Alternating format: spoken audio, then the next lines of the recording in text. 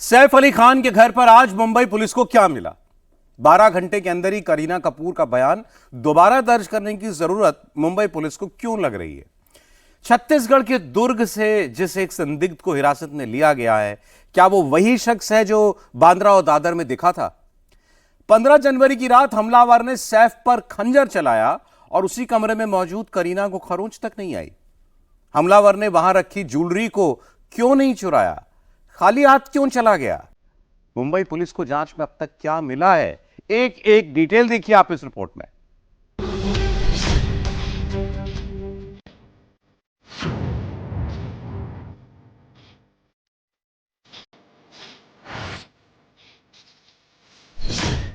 सैफ के हमलावर पर सबसे बड़ा खुलासा।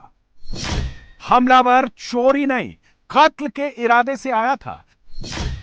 हमलावर का टारगेट तैमूर, जे या सैफ कौन था? हमलावर ने सैफ पर ही जानलेवा हमला क्यों किया? हमलावर ने सामने रखी ज्वेलरी क्यों नहीं चुराई? सैफ अली खान पर हमले के मामले में करीना कपूर ने जो खुलासा किया है, उससे मुंबई पुलिस की चोरी वाली थ्योरी औंधे मुंह गिर गई है। अगर हमलावर चोर होता तो उसने घर से कोई कीमती सामान क्यों नहीं चुराया, जबकि उसके पास चोरी करने का पूरा मौका था?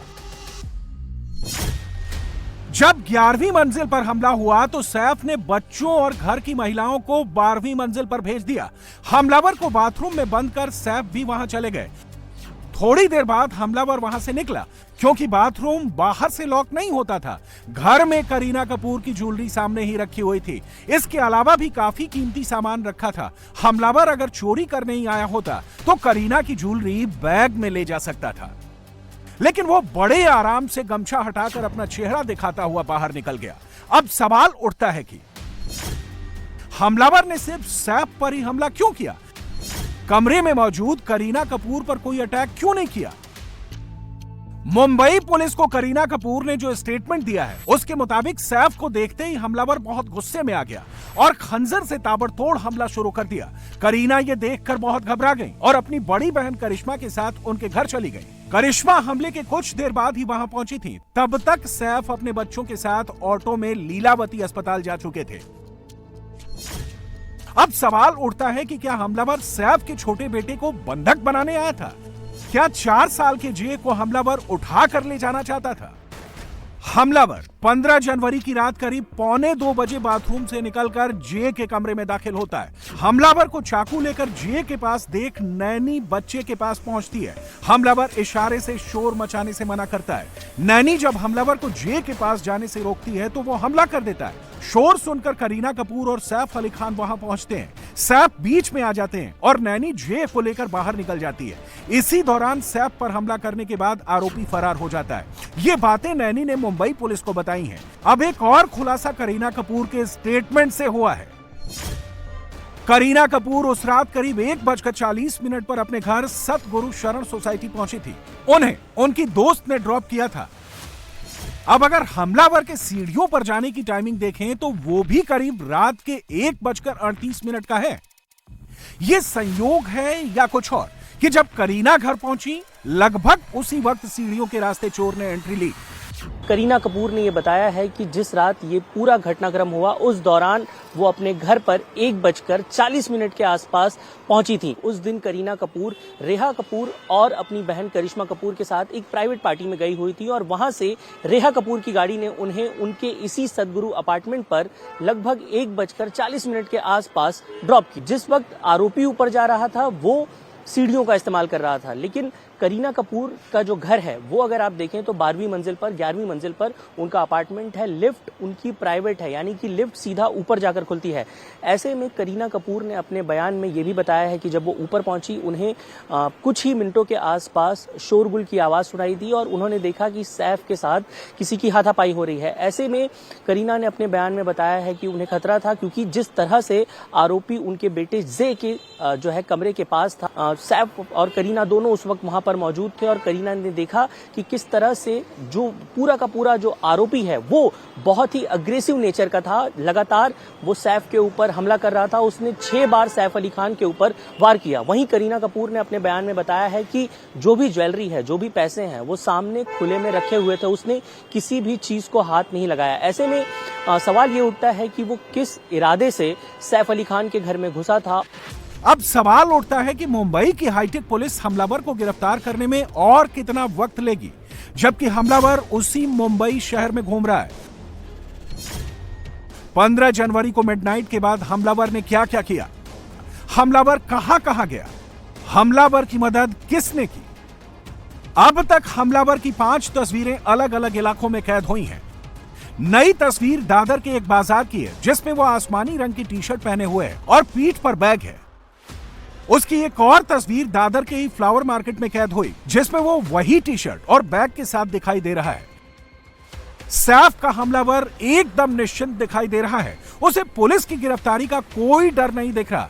दादर में उसने इकरा नाम की मोबाइल शॉप में 50 रुपए का हेडफोन खरीदा और कैश में पेमेंट किया। मुंबई क्राइम ब्रांच ने इस दुकान और इलाके की छानबीन की है। हालांकि दुकान में काम करने वाले लोग ज्यादा बताने को तैयार नहीं है। मैं क्या बोल रहा हूँ आप ये बताओ कि आप दुकान पे तब नहीं थे? नहीं, दुकान पे मैं नहीं था। ये एक मिनट मैडम, जब दुकान पे नहीं थे, आपकी दुकान है या किसकी दुकान है? हमारी दुकान नहीं, हम लोग काम करते हैं सर। आपका नाम? हमारा नाम दानिश है। तो आप वहाँ काम करते हैं और दुकान पे जो नहीं, आप सुनिए ना, जो सुनिए बंदे सुनिए सुबह दुकान ओपन बात करते हैं ना सुनिए सर, उनसे बात ठीक की है, ना मैं आराम समझ से। गया। जो सुबह- सुनिए बात बताइए। सुबह जो दुकान पे ओपन जो करते लड़का था वो कौन था? वो लड़का उधर ही है, बात की आराम से दुकान पे। वो दुकान खोलने के लिए जा रहा है, आराम से बात की। बांद्रा वेस्ट से दादर की दूरी करीब 10 किलोमीटर है। वहां जाने के 2 रास्ते हैं, एक लेडी जमशेदजी रोड और दूसरा पूर्व द्रुत गति महामार्ग। अब मुंबई क्राइम ब्रांच ये पता लगाने की कोशिश कर रही है कि हमलावर बांद्रा से दादर कैसे पहुंचा। सैफ अली खान के घर से निकलने के बाद आरोपी लकी होटल के पास पहली बार 2 कैमरों में कैद हुआ। ये वही लोकेशन है जहां से गुजरते हुए सीसीटीवी कैमरे में संदिग्ध आरोपी कैद हुआ है। बेस्टीन होटल के पास का ये सीसीटीवी कैमरा है। अगर आप देखें तो मैं अपने कैमरामैन से कहूंगा कि होटल का वो सीसीटीवी कैमरा दिखाएं जिसमें साफ तौर पर वो गुजरते हुए नजर आ रहा है। ये वही ब्लॉक है जहां से वो गुजरा और इसके बाद यहां से गुजरते हुए अगर आप देखें तो ये जो पीछे वाला इलाका है, यानी कि जो पीछे वाला हिस्सा है ब्लॉक का, जो दूसरे सीसीटीवी फुटेज में कैद हुआ है, वो आपको देखने को मिलेगा। यानी कि क्राइम ब्रांच की टीम बेस्टीन होटल पहुंची। उन्होंने सबसे पहले आसपास के इलाकों के सीसीटीवी फुटेज की छानबीन की और उन्हें इस इलाके के बारे में पता चला। उसके बाद इन दोनों कैमरों में वो आरोपी कैद हुआ है और उसके बाद यहां से गुजरते हुए वो बांद्रा से दादर पहुंचा है। मुंबई पुलिस को चकमा देने के लिए हमलावर लगातार लोकेशन और कपड़े बदल रहा है। पुलिस जब तक वहां पहुंचती है, हमलावर बड़े ही शातिराना अंदाज में भीड़ में गुम हो जाता है। मुंबई पुलिस अब तक 50 से ज्यादा लोगों से पूछताछ कर चुकी है।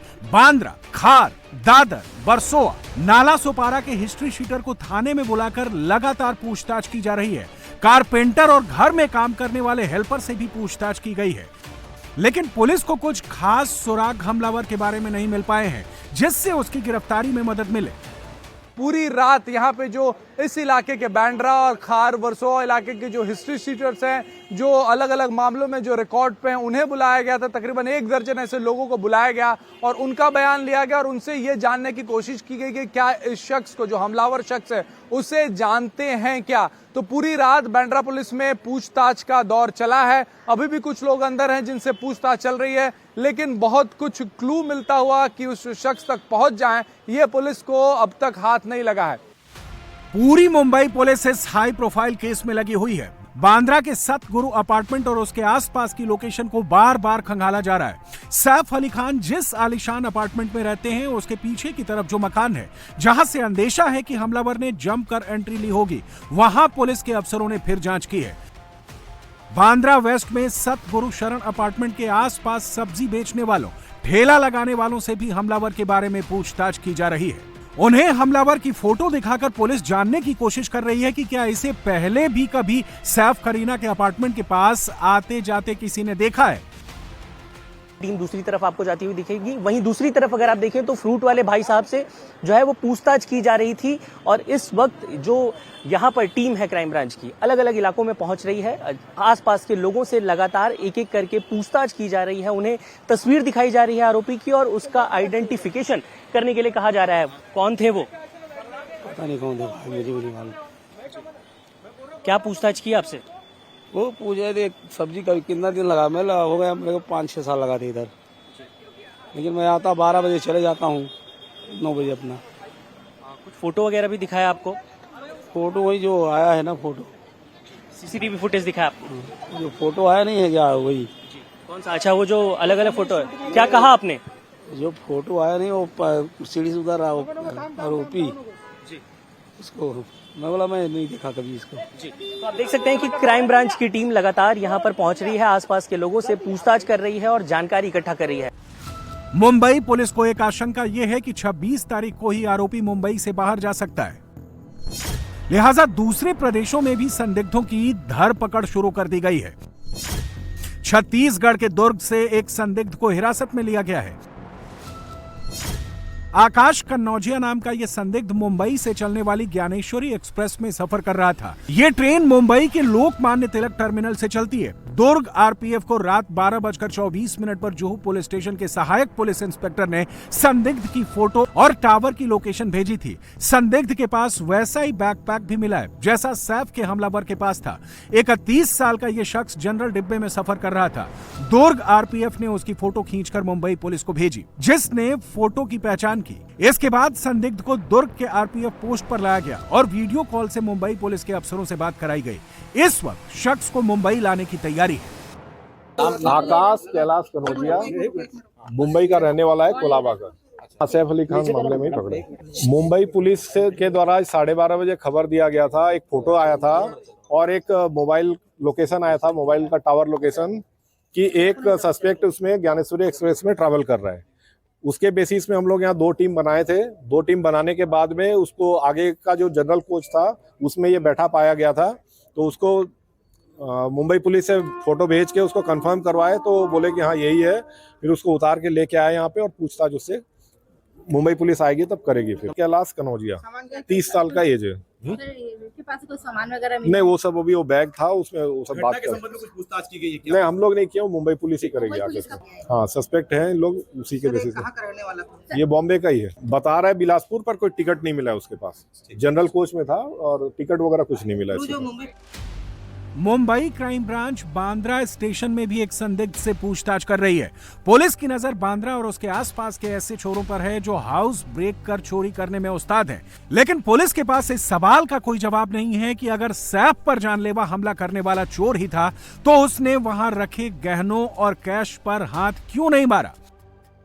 यह भी पुलिस की थ्योरी पर, चोरी की थ्योरी पर एक सवाल खड़ा करता है कि चोरी के इरादे से आया हुआ शख्स इस तरीके से किसी पर हमला कर रहा है और इस कदर हमला किया उसने कि सैफ की जान जाते जाते बची है। खंजर लेके आया था और खंजर पूरा का पूरा उसने सैफ के शरीर में उतार दिया। खंजर का एक बड़ा टुकड़ा सैफ के शरीर से बाहर निकाला गया है। यही वजह है कि कई सवाल खड़े हो रहे हैं, क्या ये शख्स चोरी के इरादे से ही आया था उस रोज उनके घर में, या फिर उसकी मंशा कुछ और थी। ऐसे में आशंका इस बात की बढ़ती जा रही है कि हमलावर फर्स्ट टाइमर तो नहीं था, उसे सैफ पर हमला करने के लिए किसी ने भेजा तो नहीं था। इसी बांद्रा इलाके में जब बाबा सिद्दीकी पर हमला हुआ था तब भी आरोपी नए थे। बाबा सिद्दीकी के बेटे जीशान सिद्दीकी ने बांद्रा में लॉ एंड ऑर्डर पर अपनी ही सरकार को कटघरे में खड़ा करते हुए